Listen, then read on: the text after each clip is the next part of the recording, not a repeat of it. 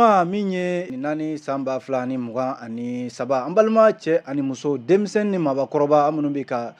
joliba jabarani filɛ Mali kɔnɔ ani Mali kɔ kan an minnu bɛ ka arajo joliba lamɛn an sigira a ka laadala jɛmukan kɛnɛ kan ko jama kodi ye jɛmukan ye min bɛ sigi juma o juma nɛgɛ kanɲɛ 20 mana tɛmɛ ni sanga 30 ye fo ka se a kanɲɛ 21 tɛmɛ ni sanga 30 ye an b'a dɔn k'a fɔ nin kɛnɛ in mana sigi ka ban jamana kɔnɔna la kibaruya minnu bɛ yen nɔ ani kunnafoni minnu bɛ yen an bɛ ye kɛnɛ kan ka se ka an da don o de la kɛrɛnkɛrɛnnenya la ayiwa dɔgɔkun kɔnɔna la kibaruya minnu carila maaw ni ɲɔgɔn cɛ kosɛbɛ an b'a lajɛ ka olu de falen ka baro kɛ o la walasa maaw bɛ se ka faamuya sɔrɔ cogo min na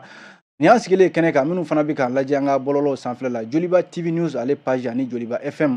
an b'aw bɛɛ lajɛlen fo Segukaw an b'u fo an bɛ Sikasokaw fo ka min ye Mɔptikaw fo nin waati in na Biennale bɛ sen na yen nɔ ka min ye Mali marabolo bɛɛ lajɛlen fo Kayikaw an tɛ ɲinɛ u fana kɔ hali Mali kɔ ka min ye Kongokaw fana b'an lajɛ kosɛbɛ an b'a fɔ ɲɛna aw danse jama kodi kɛnɛ kan bi an bɛna kuma babu 2 kan fɔlɔ o ye k'a fɔ Premier ministre Dr Choguel Kokala Mayiga a yɛrɛla k'a fɔ ale ni politiki tɔnw ni ɲɔgɔn cɛ ayiwa maa bɛ se k'a fɔ ko gɛlɛya fitinin bɛ yen sabu Choguel furadama ale ni démocratie mɔgɔw ma se ka ɲɔgɔn faamuya jamana in taabolo la hali kɔsa in na a ye bɔli minnu kɛ an y'a ye k'a fɔ politiki tɔnw bɔra k'a jaabi ale dun bɛ jɔyɔrɔ min na bi caman y'a jira k'a fɔ nin kuma ninnu man ɲi a da an bɛna an da don a la mun ni mun kan ka kɛ furancɛla fanga in tɔ kɔnɔna la gouvernement kura min sigira a kan k'i ɲɛsin mun de ma baaraw la baara minnu bɛ yen ni olu kan ka ayiwa jamana labɛn ka bila jamanakuntigi kura ɲɛ ani jamanakuntigi kura fasugu jumɛn de bɛ yen malidenw bɛna min ta nin de ye baabu ye an bɛna a lajɛ k'an nɛn don minnu ni ɲɔgɔn cɛ an ye wele bila maa 3 ma a bɛɛ lajɛlen kɛnɛ sɔrɔ fɔlɔ ye Amara Sila ale ye sariya dɔnba ɲinikɛla don a dɔnnen don bɔlɔlɔw kanana na kosɛbɛ Amara i ni su Nba Jalo ka i fo vraiment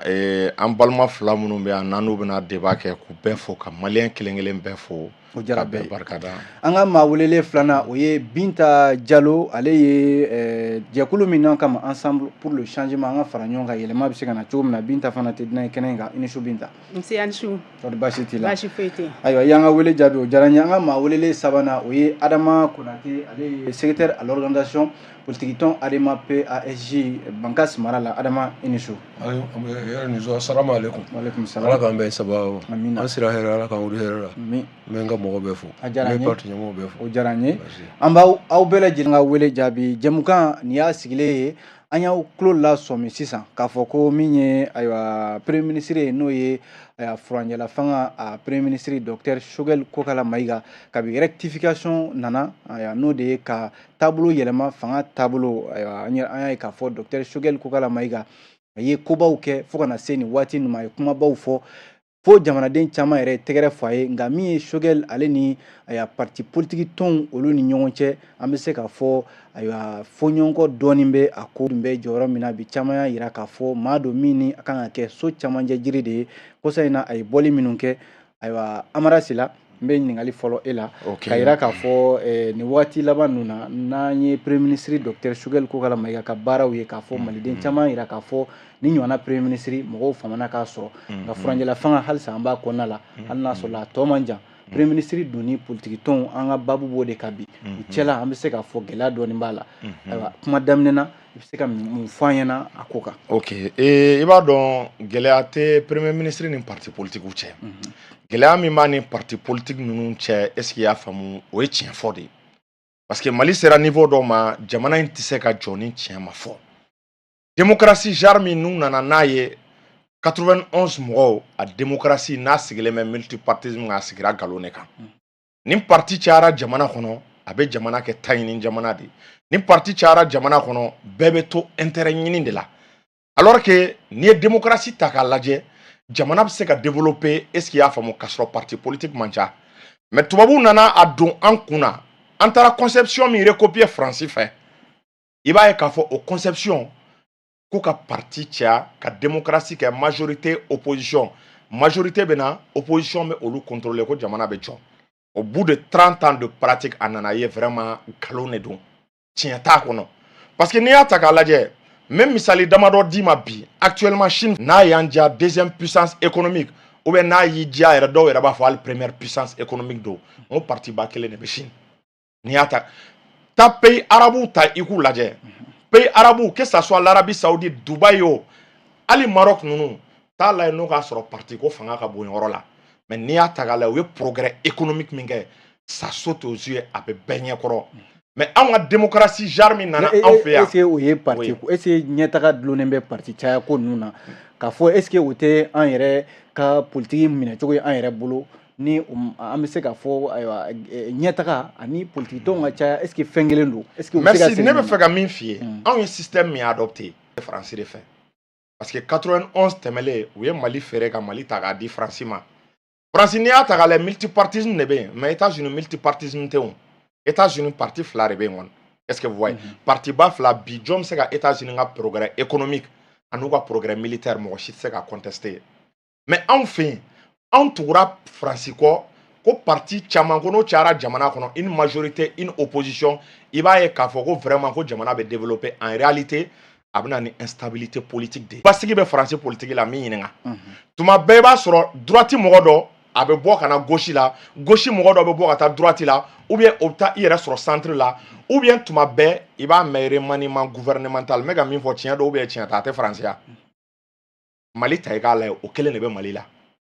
régime fɛn fɛn jamana fɛn fɛn taara o système fɛ que ça soit au Sénégal o an dafɛ dugu a bɛɛ o instabilité politique kelen de bɛ yen est-ce que i y'a faamu parti politique a b'olu kɔnɔ k'olu de ta ye jamana ye bon an bɛ wagati min na i b'a ye k'a fɔ Choguel nana ka n'a yira o modèle min n'an y'an sɔnni sigi o kan dɛ o modèle in tiɲɛ t'a kɔnɔ jamana cili a daminɛla yen de démocratie pluraliste ko pluralité ka kɛ domaine bɛɛ la est-ce que i y'a faamu a ka kɛ parti politique kunda a ka kɛ syndicat jɛkulu kunda est-ce que i y'a faamu a ka kɛ donc ce qui va amener une certaine anarchie désordre i m'a ye Modibo Keyita ka temps na o tun b'a fɔ mara bɛ maliyɛn kun koronnen don maliyɛn kun canaliselen don mais démocratie clé la i b'a ye k'a fɔ bɛɛjɛ fanga min nana a kɛra yɛrɛmabila ye parce que yɛrɛmabila in an ye yɛrɛmabila kɛ commerce domaine na a kɛra économie domaine na o yɛrɛmabila min kɛra an filɛ nin ye an bɛ o dingɛ de kɔnɔ donc o tiɲɛ min n'o fɔra parti politique ye il faut que u ka sɔn o de ma olu de n'a été capable k'a dénoncer Mali économie bɛ ka taa dingɛ kɔnɔ parce que politique d'ajustement structurel n'a hakili b'a la privatisation ninnu k'an ka jamana ta k'a feere diɲɛ mɔgɔ ma a daminɛla est-ce que i y'a faamu o parti politique ninnu de tile la n'an b'a fɔ démocratie tile n'i y'a ta k'a lajɛ an ka armée k'a détruire a daminɛla jɔn tile la a daminɛla o parti politique ninnu armée détruira o de la Moussa Traoré bɛ taa wagati min na le Mali avait plus de 30 avions de chasse a bɛ fɔ avion minnu ma les MiG 21 imaginez n'i y'a f'i ye bi MiG 20 vitesse a ka bon ni vitesse a ka bon ni Albatros ye min b'an bolo bi mais Sukhoi 25 ninnu bɛ an ye imaginez le Mali avec les MiG 21 ça pouvait courir à plus de 2500 km à l'heure o tun bɛ Mali bolo o 30 avions de chasse imaginez mɔgɔw ye radaru ye sisan de radaru tun bɛ Mali bolo blindé baden tun bɛ Mali bolo mais démocratie mɔgɔw nalen u ko ko l'armée n'est pas une priorité n ka président dɔ y'a fɔ ko une démocratie forte n'a pas besoin d'une armée puissante mun de kɛra wari min ka kan ka don i b'a dɔn minɛn sanni tɛ cɛya ye mais minɛn entretien o de ye cɛya ye ka minɛn entretien kɛ avion ninnu bɛɛ tiɲɛna par manque de faute d'entretien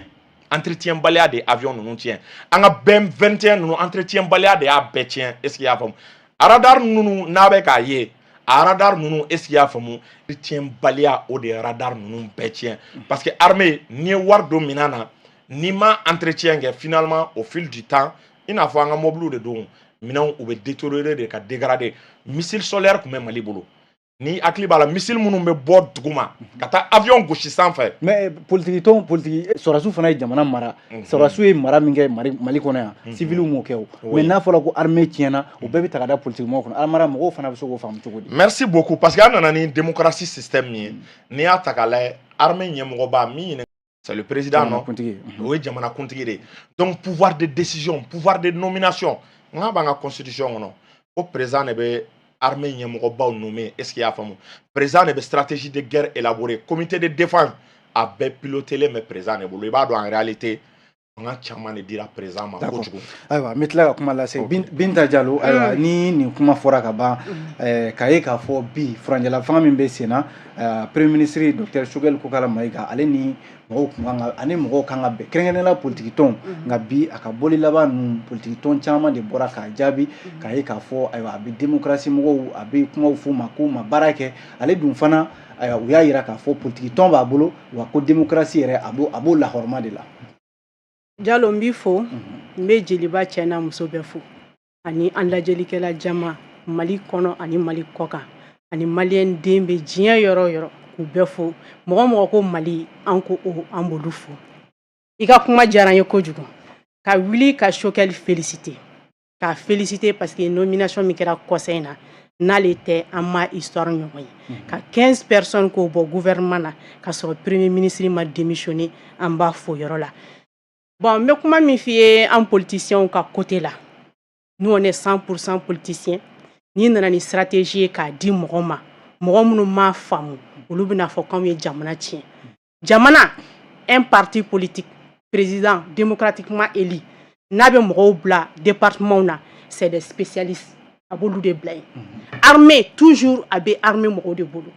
santé toujours a bɛ santé mɔgɔw de bolo il faut qu'on soit très clair an bɛ yɔrɔ min na bi furancɛ fanga ye fanga dɔ ye bɛɛ de kan ka fara ɲɔgɔn kan mais toujours kana ni division ye nin y'a don ta nin y'a bɔ ta ni mɔgɔw ka niveau tɛ kelen mɔgɔw ka niveau de compréhension tɛ kelen démocratie nana mun ye démocratie kɛ kɛra fɔlɔ kɛra président ye Mali kɔnɔ bɛɛ b'a ka histoire kalama il a pu gérer a ye mun kɛ pouvoir in kɔnɔna la mɔgɔ si ma se ka sɔrɔ mun y'a kɛ souvent ni minɛ dɔw bɛɛ n'i ka stratégie de don on dit que l'administration est une continuité n'i y'a bila yɔrɔ min na dɔ fa bɛɛ kɛ bɛɛ n'i ka dafa de don an bɛ responsable fɛn fɛn tɛmɛna jamana in kɔnɔ n'u kɛra président ou kɛra premier ministre fɛn fɛn ye poste gérer an b'u bɛɛ fo bɛɛ n'i ka baara de don mais il faut que il est temps an ka bɔ critique kɔnɔ don tɛmɛna c'est pas pour répondre à Mara don tɛmɛna an politiciens tun tɛ se ka kuma mais bi an bɛ se ka kuma on est fiers de nous-mêmes jamana tigi ye politicien de ka politique kɛ c'est pas donné à tout le monde bɛɛ n'i ka rôle de don ni bɛɛ bonyana ka baara kɔnɔna la mais e tɛ se ka place dɔ sɔrɔ f'e ka dɔ dɔgɔya Choguel ka nin impression a balila ne la parce que ni n bɛ se ka mun fɔ o yɔrɔ la Choguel bɛ se ka discours dɔ kɛ discours politique dɔ kɛ olu bɛ faamu mais Choguel yɛrɛ ka na en tant que parti politique et Alpha ka temps ka bɔ yen e ye gouvernement in gérer e ye fɛn caman k'a kɔnɔ a fɔra de ni solution b'i bolo i ye gestion kɛ i bɛ se ka mun kɛ solution de i b'o k'a kɔnɔna la mais an tɛ critique wagati kɔnɔ furancɛ fanga de don n'an bɛ se ka fara ɲɔgɔn kan cogo min na an ka fara ɲɔgɔn kan o cogo la vraiment a bɛ bɔ ka sortie ninnu dɔ kɛ a b'an humilier politique anw ye politicien de à 100% wa an bɛ jamana kanu de la ni jamana kanu tɛ ko bɛ ko la an t'a kɛ bon il est temps il faut qu'il se mette à sa place an bɛɛ b'a kɔ an bɛɛ bɛ transition kɔ on veut que élection bɛ se ka kɛ ka ɲɛ cogo min na furancɛ fanga de don mais ka don discrimination ni mɔgɔ lagosi ni fɛn ninnu kɔnɔ vraiment il est grand pour ça il faut qu'il arrête parce que diɲɛ de bɛ k'an lajɛ on n'a pas besoin an ye forum dayɛlɛ fan bɛɛ fɛ on n'a pas besoin entre nous-mêmes an ka mana critique kɛ cogo cogo l'administration est une continuité i b'a sɔrɔ dɔ bɔra dɔ ta la dɔ bɔra dɔ ta la moi je peux aimer Choguel dɔ bɛ bɛɛ kɔ dɔ bɛ bɛɛ kɔ mais n'i nana ni critique sira ye sisan dɔ bɛ bɔ i kɔ an ko Mali de an ko jamana de mais kana kɛ mɔgɔ ko ye e mana bɔ dɔrɔn toujours e bɛ dɔ dɔgɔya dɔ y'a kɛ tan mais e yɛrɛ nana i ma kɛ proposition kɛ mun na pendant tout ce temps a ye 2 ans de kɛ o a bɛ primature la sisan a tiɲɛna kuma t'o yɔrɔ la kuma bɛ yɔrɔ min na a dilan dɔrɔn ni fɛn min tiɲɛna ka ban l'administration est une continuité an bɛ se k'o yɔrɔ de fɔ kuma daminɛ kuma kɔnɔ fɔlɔ an bɛ tila ka don o kɔnɔ Adama Konate e ye Adama tɔnden ye Bankasi mara kɔnɔna la ayiwa e de bɛ kow labɛn Adama tɔgɔ la bi bi in na premier ministre min b'an kunna bi k'a ye k'a fɔ ayiwa furancɛla fanga min ni jamanaden bi caman jigi dalen b'a kan caman jigi dalen b'a kan k'a fɔ ko Mali kurako kuma min bɛ ka fɔ don nataw la ko a bɛ ɲɛnamaya nka Choguel min ye premier ministre ye bi a bɛ to ka bɔli minnu kɛ ani politiciens ni ɲɔgɔn cɛ an bɛ se k'a fɔ u ma ɲɔgɔn faamu halisa ɲɔgɔn faamu ko tɛ o bɛ min fɛ yen n b'aw fɔ k'a waleɲuman dɔn komi Amara ninnu o de ye denmisɛnnin o de ye 91 denw ye a bɛ armée min fɔ a tɛ armée dɔn n bɛ armée fɔ aw ɲɛna k'a faamu yalan ka se armée ma ni ɲininkali min k'i la o ye an bɛ Choguel dɔn ani Choguel man ka tɛ yɔrɔ sɔrɔ bari parti politique t'a bolo parti politique t'a bolo MPR député kelen Amara ninnu o y'a ka vidéoman ye min ka ani mɔgɔ tɔw a b'o de san o de y'ale ka forcé ye parti politique t'a bolo o t'a bolo anw parti politique de b'an bolo anw Adama n bɛna min fɛ ne y'an sini bi ne ni aw u ne den bɛ aw bɔ démocratie de nana nin ye aw sera ne ka si bi Musa Tana o tɛ yen a bɛ armée min fɔ miniti 21 ni fɛnw a t'a dɔn Modibo Keyita nani ani Irisu ani Sino o de ye miniti 21 d'a ma ani Sari Konbaw Musa de ye armée détruit a t'a dɔn de minnu ye armée cɛfarin ye tɔgɔ di Yoro Jakitew Marisi Jalo ninnu Dibi Sira ninnu Musa taara o fa Tawudin a tɔgɔ di Cɛkɔrɔ Bagayogo ninnu Cusumani Tunkara ninnu ale tara o faga armée ka détruit armée zamana si tun ka danaya tɛ armée kan alpha nani tuma min na n b'o fɛ bi o kɛlen ni alpha ye armée dira minnu filɛ fanga la bi n'o ye a tɔgɔ di koyita ye ani ministère de défense ninnu olu kalanna démocratie de kɔnɔ o u ka se ka dan ka armée la anw ni ariko armée b'an bolo ko cɛfarin tun bɛ yen a tun t'a dɔn an ye buru bolo y'an ka sarako ma fila min na ka taa jɔ Wagadugu Musa jigira avion na a y'a seginna ka na ka sɔrɔ k'a ka généraux ninnu déloger ale Musa de ye militaire cɛfarin bɛɛ fɔ kɛnin kɔ ka ban impôt ne yɛrɛ fa ye dutigi ye gardi de bɛ na gardi kana impôt kanni n bɛ cɛkɔrɔbaw wele ka na ni min ma impôt di a b'o bila tele kɔrɔ alifa nani ko impôt ko ka bɔ a la ka kɛ fɛn ye a tɔgɔ di tɛtɛrɛ wa mun an ka o sara o ye tɛ fanga ye sɔrɔsi kan kɔnɔ sɔrɔsiw toro bɛ n kana lakuru était pantalo sɔrɔ k'a don culotte de bɛ la bɛɛ ɲininka sɔrɔsi kurusi i bɛ taa sɔrɔ bati yɔrɔ saba b'a la alifa nani kɔni o banna minnu filɛ fanga la bi alifa nani ne yɛrɛ kɔrɔkɛ dɔ bɛ mun se o bɛɛ taara kɔrɔ de la bɛɛ la o Angola ninnu ni fɛn na démocratie nani kɔni o kɛra o i y'a faamu wa kɔrɔ ka détruire sɔrɔsi ka détruire a t'a dɔn de ale ye fɛn ninnu sɔrɔsi ɲɛmɔgɔba ninnu bɛɛ faga Sogɛri b'o de la bari Sogɛri b'a dɔn a tɛ se ka fanga sɔrɔ cogoya si n'a ma ninnu sara e bɛ se ka faamu cogo di vidéo man mun bɛ kɔfɛ ko ka a yɛrɛ b'a fɔ k'a b'o féliciter min bɛ Amérique taxi bolila ye premier ministre yɛrɛ b'a fɔ k'a b'o féliciter ko bari k'ale b'a fɛ u ka sɔrɔsiw di yan ma sɔrɔsi bɛ se ka jɔ vidéo man ka kuma ye a tɔ barre zori b'an bolo a tɔ nin y'a fɔ cogo miki fɛn b'an bolo a tɔ min bɛ avion bin o b'an bolo suyɛti dɔ b'an bolo cisɛti dɔ wora non jamana ti jɔ ten o an ma jamana lɔ ten o an ye bɛɛ de wele adama nana don min a ye parti politique bɛɛ wele ko an ka na an ka baara kɛ o de banna o bari u b'a dɔn tɛ fanga sɔrɔ ko fɔ ka coup d'état kɛ o démission na siɲɛ juru hali Sogɛri yɛrɛ yaala a b'a dɔn munna a ma ATT fɔ munna a ma Ibirimu Keyita fɔ a ye Alifa fɔ bari Alifa tɛ da don ale dara o bari Alifa b'a dɔn mɔ fɔ c'est que fɔ k'e bɛ fanga fɔ e faso ye gawo min ye a ma conseil kelen sɔrɔ yen fɔlɔ ka bɔ Ala y'a da a faso ye Ansongo ye a tora bɛn gana conseil kelen ne ka dugu la an ka maire bɛ yen bi san 25 ne tɛ ministre ye o layɔrɔ bɛ yen hali ni président taara bi a bɛ si yɔrɔ min na a b'an bolo a b'a faamu mais ni e dɛsɛra o la e bɛ t'i si ko e bɛ président kɔrɔ le neni e yɛrɛ na ni san 2 e b'a ka sɔrɔ si denmisɛn ninnu ɲɛ munumunu ka nkalon tɛgɛ o ye e tɛ tiɲɛ fɔ o ye sini nin bɛ kɛ sinikɛnɛ nin bɛ kɛ Faransi taara k'an to plein vol non n tɛ jamana baara ko ye o an ni Sogɛri tɛ o mais aw n bɛ tiɲɛ fɔ aw denmisɛnninw ye walahi n'a taara Sogɛri ko a m'a ka avenir dira n'a bɛ Sogɛri ka saki de minɛ n'a bɛ yaala n'a bɛ mɔgɔw neni bari mɔgɔ bɛ siran a da de ɲɛ ko bari a b'o bana fa neni mɔgɔ tɛ kuma mais n'a tora nin na Sogɛri bɛ taa o aw ka avenir bɛ kɛ cogo di hali ye sini avenir ye o an tirara o an tirara aw adema mɔgɔ an y'a ye k'a fɔ Sogɛri ka bɔli laban in na kɔsa in na a ye communiqué kɛ k'a fɔ a ye k'a fɔ ayiwa ko démocratie fanga bɛ cogo min na aw ni aw tɛ maa fɔlɔ ye aw tɛ filanan ye a ko la an dun bɛ démocratie fanga kɔnɔna la bi bi in na ayiwa aw ni Sogɛri dun bɛna se ka ɲɔgɔn faamuya ni fanga in na aw dun bɛ transition fana kɔ aw bɛ k'u dɛmɛ an y'a ye e yɛrɛ ka kuma dɔw la i ko ni ayiwa ni transition tɛ n'u tu aw ka dɛmɛ fɛ k'u k'a fɔ a ɲɛna a b'aw ne bɛ min fɛ yen ne y'a to anw saw ma bi ne bari ne tɛ o kɔrɔ ko Adama bɛ transition kɔ i y'a faamu ne tɛ Adama bɛɛ ye ne y'a to ne sago ma ne ni Sogɛri tɛ hali ji min yɔrɔ kelen bari n b'a dɔn mɔgɔ min don a tɛ tiɲɛ fɔ ka mɔgɔ impliquer ka d'a ye ka se ka mɔgɔ bila ɲɔgɔn na n'a tun ma mɔgɔ bila ɲɔgɔn na o bɛ kɛ premier ministre ye wa k'a tora Somayila Sise de kɔ ani Ibirimu Keyita min filɛ o ye histoire 2002 créé n ka sɔrɔ ninnu t'o kalama o don a la an bɛ Ibirimu Keyita ka Mercedes de kɔfɛ ani Muntaka de a taara Musa Tarawele lajɛ mara k'a don Musa Tarawele y'a fɔ a ye k'a t'a dɔn a tɛ Ibirimu dɔn a bɛɛ b'a Muntaka de dɔn a toro bɛ n kana Musa mais a nana Musa yɛrɛ kɛ délégué ba ye pourquoi Musa yɛrɛ woroden minnu bɛ yen ani Musa Bulanke min bɛ yen pourquoi a ma don a ka parti la pourquoi n'a fɔra ale ka parti mun a kelen de ye n'a fɔra ministre ka taa a kelen de bɛ taa n'a kun nin ka taa ɲininkali kɛ ka bɔ Ala y'a dɔn a ka parti la a ye dɔ di ministre yɛrɛ fɔlɔ wa nin tɛ wa bon a kelen ka denmisɛnw ɲɛmunu la Sadio min filɛ ko Sadio taara école de Dieng le kana isi jamana la a nana kan bari o y'a ko ye ka bɔ yen Sierra Leone d'accord merci o bɛ se ka mun fɔ o faamuyara Adama n k'a fɔ Amara Sila est-ce que kuma se min bɛ yen n'u k'a ma ko seul contre tous Sogɛri kelen bɛ se ka kɛ cogo di ale ni politique tɔn démocratie bɛ se ka ale kelen ni olu bɛ se ka bila ɲɔgɔn na cogo di e dun bɛ fanga la bi parce que seul contre tous bɛ da Sogɛri la mun na n'i y'a ta k'a lajɛ parti politique ninnu le fait que ka ko parti politique échouera i b'a dɔn bilan de tɛ démocratie mɔgɔ ninnu bolo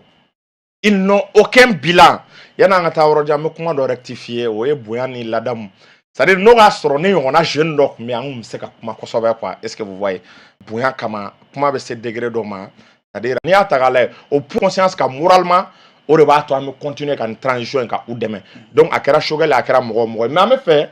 ou ka aka mi famu est-ce qu'il y a famu e bora ka armée ka bilan for démocratie kono. C'est-à-dire ni bilan be ta ka laje iba e kafo alpha aye kan ake min jo aye mina ake min dama minan kura ake min dama se ka se o ma c'est-à-dire Moro Keita ye avion dama do san est-ce qu'il y a fam anga ke o adira ma asa donc iba ye kafo yurisu nana kanu dama mais ato Moussa Traoré de la soro aya san o la yininga est-ce qu'il y a fam Moussa Traoré de la parce que problème est moins out se ka so Moussa o parce que aw se ka so Moussa e muna ni ya tagala ka foko Moussa ka armée bara minge aw démocratie ka armée ma bara ke iba e ka fo de te ko aw fe iba e ka fo ay iba to ay mena Moussa ka tana ni ya tagala rébellion ma Moussa ken rébellion ma Moussa ken terrorisme ma Moussa ken Moussa ka tana terrorisme kunten ambe a fo yoro mon père il va ka fo la tala akor tamar zeti sebera sina muna aw mais me ga fi la me mon père me kuma et tage ne sari moi j'ai eu la patience ni la main accord de tamara 7 au Sierra Maline jonte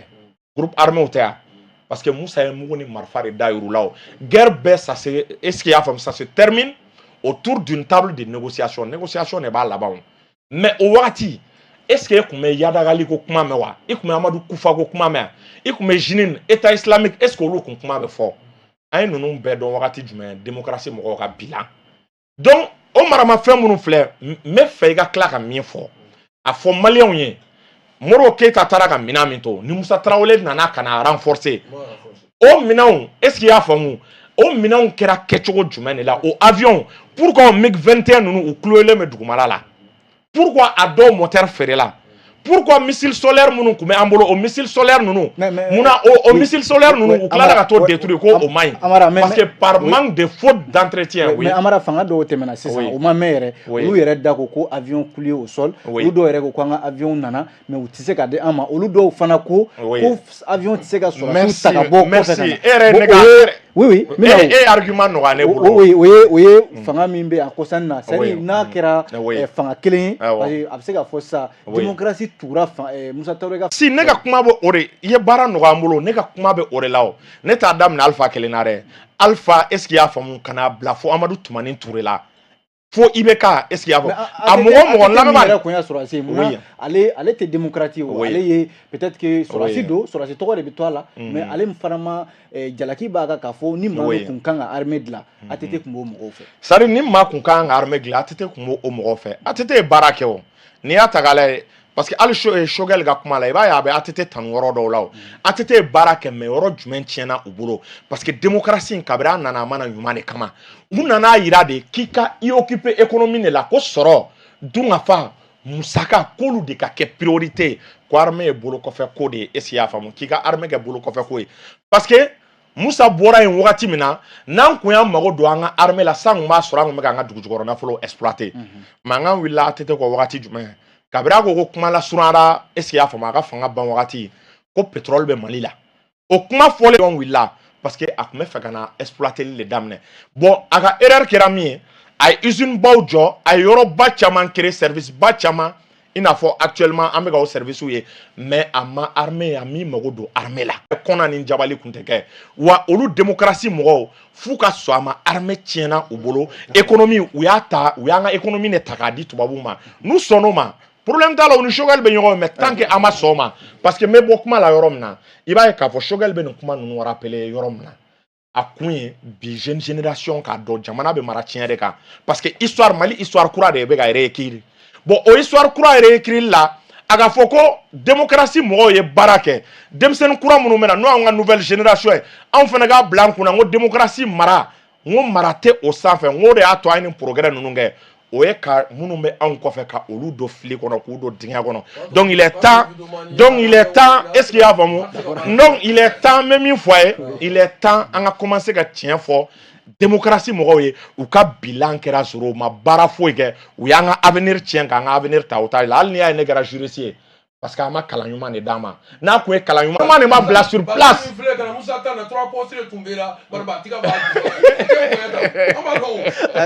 Binta ayiwa est-ce que maa bɛ se k'a fɔ ko démocratie de ye Mali tiɲɛ bi ni Choguel n'o kɛn bɛ Choguel Kokala Mayiga dalagɛsɛ bi ayiwa n'a nɔfɛ jama caman maa bɛ se k'a fɔ Choguel bi bi in na politique tɔn yɛrɛ caman ko f'a ka walan sɛmɛ furancɛla fanga dun bi bi in na baara bɛ se ka ɲɛ cogo di. Bon, ko démocratique de ye fanga fɛn tiɲɛ fɛn fɛn danna a fila de danna ɲuman b'a la juguman b'a la n'i y'a ta ni juguman sira a bɛ kɛ juguman ye n'i y'a ta ni ɲuman sira a bɛ kɛ ɲuman ye ni Alpha ka pouvoir bɔra la Choguel y'a pouvoir bɛɛ kɛ si je me rappelle bien Ala ka ɲinɛ ATT la don min o bɛ s'an ma a ko k'an ka kɛlɛ ko kɛlɛ man ɲi mɔgɔ minnu banna an bɛ dugawu k'u ye parce que guerre mana na jamana kɔnɔ ko bɛɛ b'a kɔnɔ an bɛ dugawu k'u ye Ala ka ɲinɛ u la kɛlɛ min bɛ diɲɛ kɔnɔ bi hakilina kɛlɛ de bɛ diɲɛ kɔnɔ m'a fɔ armement minnu sanna transition ta don i tɛ se ka jɛ ka baara bɛɛ kɛ sinon défaillance baden de bɛ transition na mais mun na an muɲunen don parce que kɛlɛ de b'an kunna ni fɔlɔfɔlɔ ye mun ye o ye alimentaire ye dumuni dun ka fa a ko démocratique nana ka na o de fɔ o de dun ye essentiel ye n'i ko mɔgɔninfin ka jɔ i ka kɛlɛ kɛ f'i ka fa de fɔlɔ dun ka fa o ka sabati mais jamana in bɛ cogo di ni transition in tile la n bɛ fɛ ka mun f'u ye u kana anw si ban transition in na anw bɛɛ bɛ furancɛ fanga in fɛ mais mɔgɔw ka yeta tɛ kelen mɔgɔw ka fɔta tɛ kelen mɔgɔw ka solution dita tɛ kelen c'est pas pour nous diviser k'a fɔ ko u bɛ na ka na anw di sira cogoya wɛrɛ la anw ye jamana ɲɛ bi an y'a ɲɛ sini wa Choguel bɛ ka taga cogo min na c'est pas bon pour lui-même. A bɛ se ka sira jumɛn ta parce que bi bi in na n'a fɔra k'a fɔ kalataw bɛna labɛn baara caman bɛ yen ni o ye Choguel sɔrɔ premier ministre la ayiwa ani politique tɔnw bɛna ɲɔgɔn faamuya nin sira ninnu kan cogo di. Bon, problème ye mun ye est-ce que Choguel yɛrɛ bɛ fɛ an ka ɲɔgɔn faamu problème b'o yɔrɔ de la est-ce que ale yɛrɛ bɛ fɛ an ka ɲɔgɔn faamu parce que toujours kuma dɔw b'ale bolo minnu bɛ mɔgɔw diviser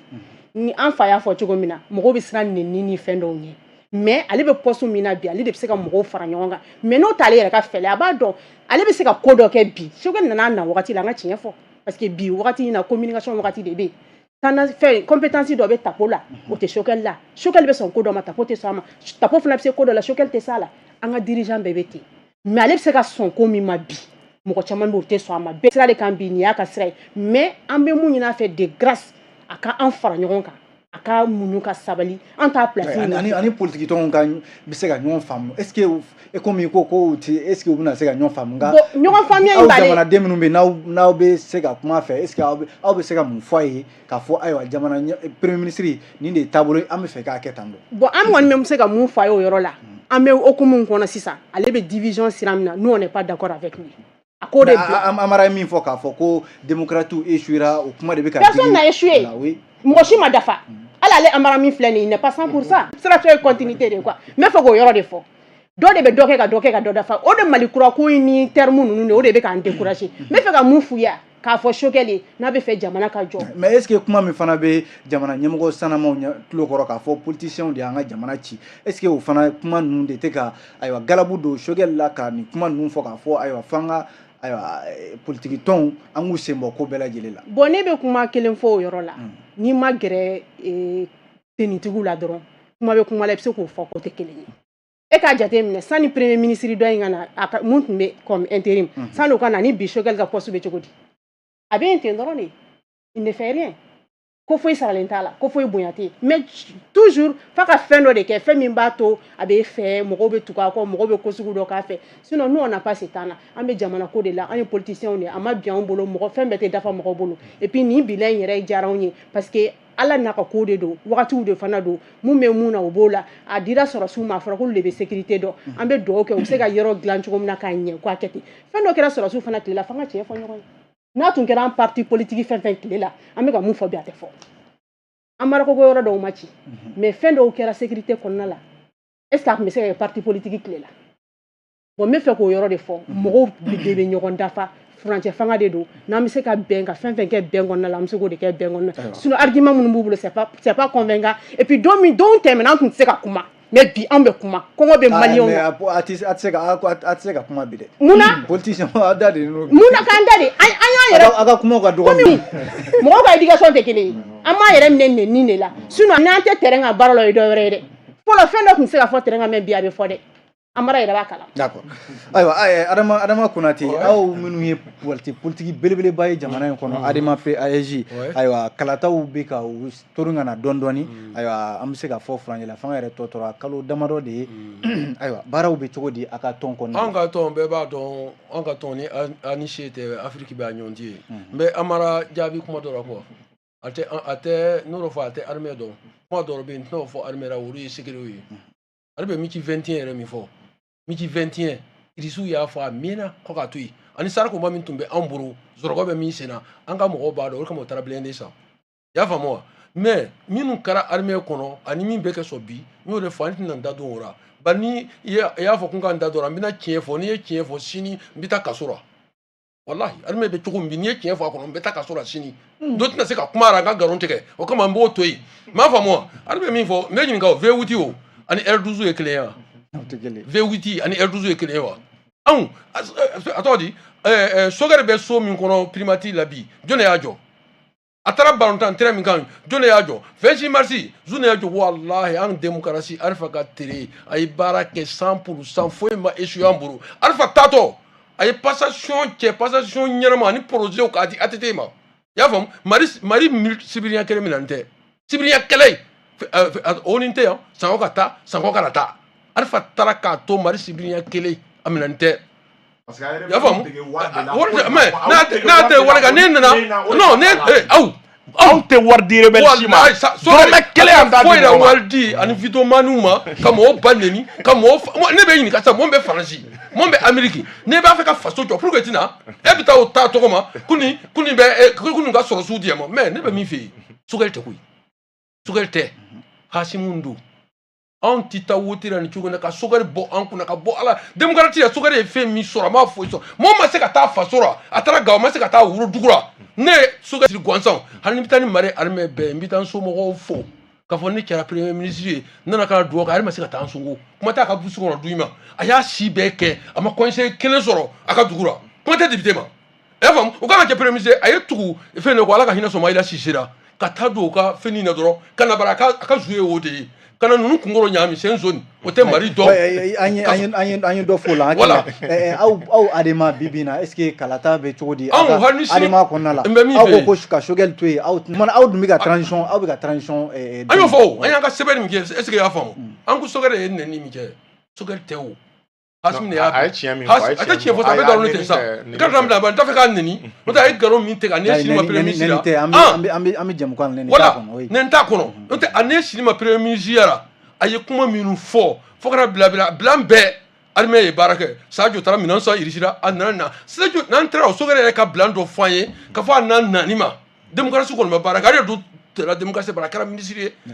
ATT ka waati la a kɛra ministre Ibrahim ka waati ale ko Ibrahim tere la ko ni tere bɔra kuma bɛ se k'e bolo a bɛ tɛmɛ Ibrahim ko jelibaya la bari a ka baara de y'o ye ne yɛrɛ tɛ bɔ ministre la dɔrɔn a bɛ taa nin denmisɛnninw ɲɔgɔnnaw ɲini dɔrɔn ka na n'a ye ka na nkalon tigɛ ka da o kan o don ka di bi mɔgɔ bari an kunfin ka ca bɛɛ tɛ français mɔn bɛɛ tɛ bilan dɔn an bɛ tɛgɛrɛ fɔ Sogɛli ɲɔgɔn tɛ san 2 kɔnɔ a sini filɛ ale y'a ka vidéoman n'a ka porte parole ye k'a fɔ n ye a ye baara min kɛ min tɛ armée ta ye ne y'o fɔ n ye problème taara o mais ne m'o fɔ n ye fo ka kɛ nɛni de ka mɔgɔ fara ka bɔ ɲɔgɔn na an tɛ tubabu fɔ maa cité i b'a noter maire kelen k'a cité la ne ye ɲininkali min kɛra Adama hali i man ka ɲininkali jaabi anw Adama anw pɛrɛnnen don n'o ko su in na ko an ka taa karata la an bɛ taa an bɛ gagner fana ka bɔra n'an dan an bɛ gagner de Sogɛli ye premier député kelen de sɔrɔ o yɛrɛ a y'o sɔrɔ sababu la Ibrahim ka walidi ni fɛn ninnu na ka bɔra n'a yɛrɛ da a ma eri i y'a faamu wa anw Adama anw pɛrɛnnen don sini aw yɛrɛ dama halisa gɛlɛya dɔɔni b'aw fɛ n'o ye candidat kow n'a foyi tɛ gɛlɛya anw cɛ o ye n bɛ mɔgɔw ka kuma bari an ye parti ba ye u b'a fɛ k'an lagosi k'an bila ɲɔgɔn na an tɛ bila ɲɔgɔn na